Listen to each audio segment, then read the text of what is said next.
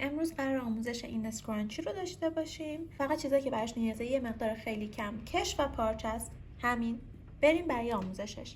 قبل از اینکه بریم برای آموزشش حتما چنل رو سابسکرایب کنین، زنگوله رو بزنین و اگر دوست داشتید لایک کنین. خب برای درست کردن اسکرانچیمون اول پارچه‌ای که میخوایم درست کنیم باهاشو از پشت میخوابونیم. خب پهن میکنیم کامل. یک مستطیل به طول 50 سانتی متر و به عرض 13 سانتی متر علامت میزنیم. اگر پارچه‌تون مثل پارچه من ساتنه یک مقداری مشکله، مثلا کثاف و صوف درش بیارین، این اونقدر اهمیت نداره.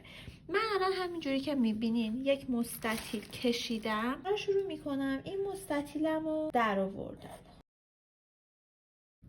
این شد الان مستطیل ما. یک کش هم میتونین از این کشای پهن استفاده کنین و هم میتونین از این کشای معمولی استفاده کنین، ولی با کش پهن قشنگتر میشه. برای اندازه گیری کشمونم به اندازه دور مچ دستمون خب یه کمی بیشتر میتونیم اندازه بگیریم، یا اگر با متر میخوایم اندازه بگیریم به اندازه 15 سانتی متر، یک مقداری از 15 سانتی متر بیشتر به کش نیاز داریم. حالا مستطیلی رو که در آوردیم رو از سمت پشت پارچه قرار میدیم و این دوتا روی پارچه رو خب به همدیگه میچسبونیم، یعنی ماس میکنیم میذاریم روی همدیگه و این قسمت پشت رو ما به هم میدوزیم. این قسمت رو لب به لب ما باید چرخ کنیم. صورت این دوتا لبه رو به هم میدوزیم. خب حالا این قسمت رو که دو لبه بسته است یه چرت کوچیک با قیچیمون میزنیم که مشخص بکنیم این دو تیکه. حالا از اینجایی که دوختیم روی هم دیگه به این صورت قرار میدیم، بازش میکنیم اینطوری. پارچه روی رو قسمتی که رو قرار میده رو به این صورت تا میزنیم. ببینید اینجوری تا میکنیمش. خب و این قسمت رو با این قسمت میگیریم و میذاریم زیر چرخ تا چرخ کنیم. ببینیم یعنی این پارچه که رو بود نباید بیاد قاطی این دوختمون بشه، باید بره زیر. حواسمون هست که اون پارچه ها نیاد قاطی دوختمون. قسمت هایی که چرت زدیم و با هم دیگه روی هم مماس قرار میدیم. خب این قسمت رو میذاریم زیر چرخ.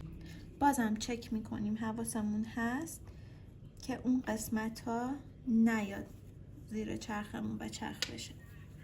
شروع میکنیم به دوختن. بازم هی حواسمون هست که اون قسمت ها نیاد زیر چرخمون. مرتب اون قسمت ها رو میدیم داخل.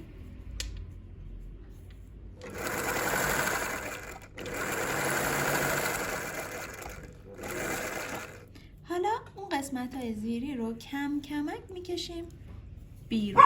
اون قسمت های داخلی رو هی کم کم خورد خورد میدیم بیرون و این قسمت ها رو باز هم میدیم. 2 مرتبه. ببینید این قسمت ها رو من کم کم میدم بیرون و این قسمت ها رو به هم میدوزم.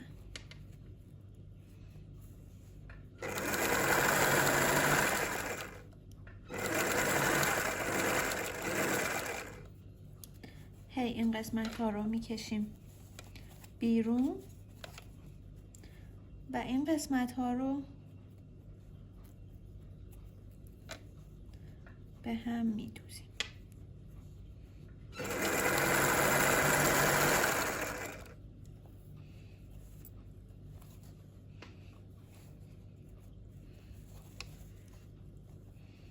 وقتی که دیگه نزدیک میشیم به این قسمتی که شروع کردیم دوختمون رو، یک هلوهوش 1 سانتی باقی میذاریم. سرقایمی انجام میدیم. یه حدود 1 سانت میذاریم و کار رو از زیر چرخ در میاریم. حالا کشمون رو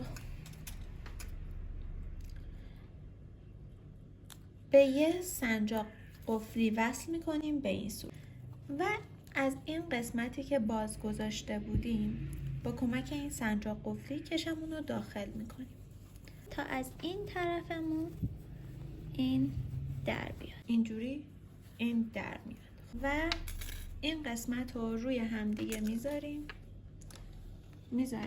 زیر چرخ. کشمون روی همدیگه میذاریم زیر چرخ. یه 2-3 بار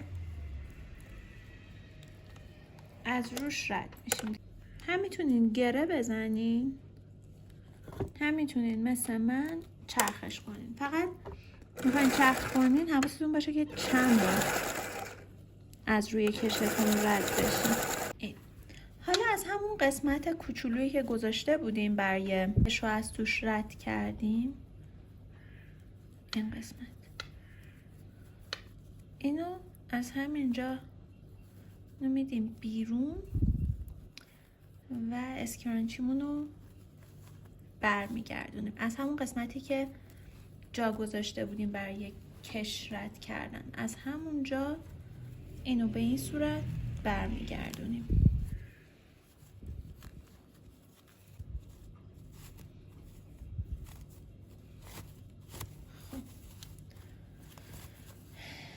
این مدلی.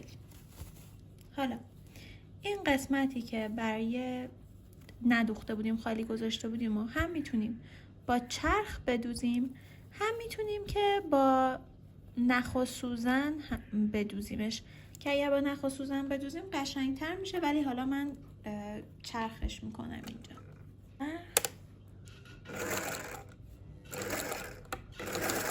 نخای اضافه میگیریم. خب و اینم از اسکرانچی ما. همینجوری که میبینید این تیکه‌ای هم که با چرخ دوختیم زیاد بد نیست.